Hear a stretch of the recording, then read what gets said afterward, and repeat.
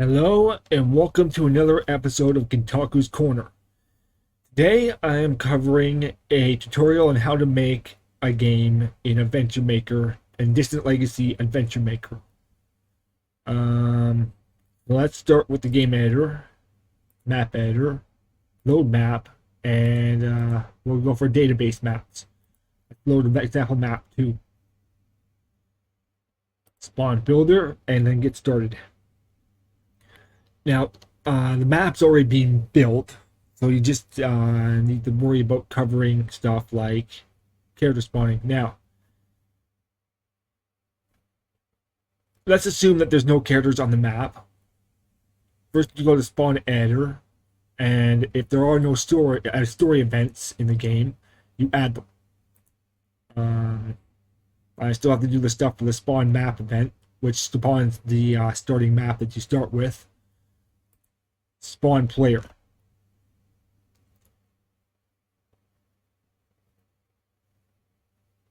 These are the character spawns that are currently in the map. This is the player character, and these are the other characters that join the player party. This is that airship. If there are characters in there, you can just select it, then open the data editor for the character. But it's probably not yet present where it's supposed to be. So,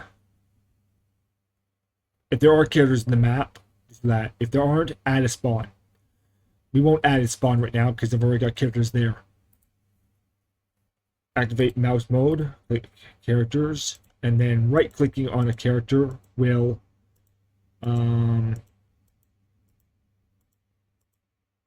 toggle its selection mode, whether it's selected or not. From there, you can edit its spawn data.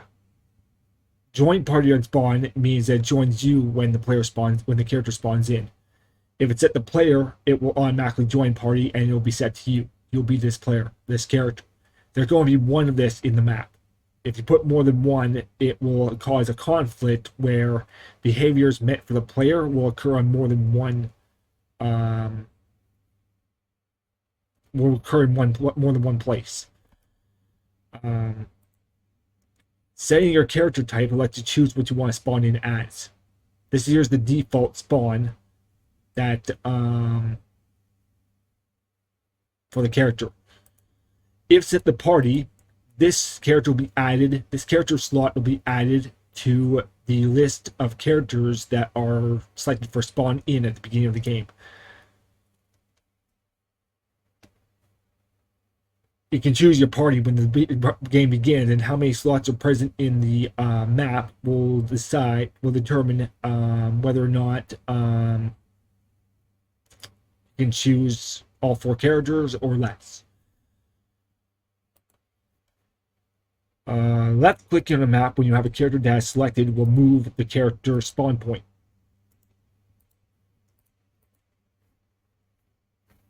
Now, the next step on this is map transfer points. These are the map transfer points.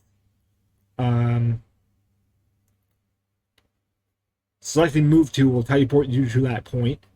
Setting a tile to active will make the tile underneath you that you're standing on right now as a point that can be set for things. This here actually gives it data for transfer, and this here removes it. I kind of forgot to put in a button for disabling a map tile object from being active, but that doesn't really matter much. It'll only get added to the data save, the save data, when it's got transfer data. So if it isn't, it'll just be inactive the next time the game starts.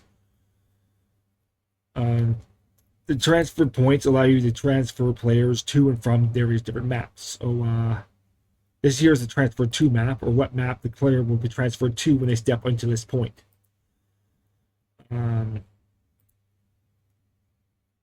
Same transfer point will teleport you to this map, so you can then decide where you want to position your player.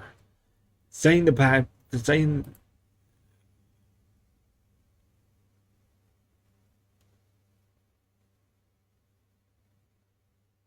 yeah, setting this tile to the active point will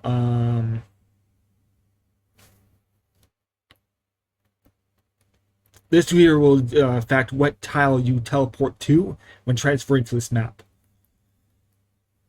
I'm pretty tired. I've been up all day and I've had insomnia for the last 3 days. So I apologize for my disoriented state.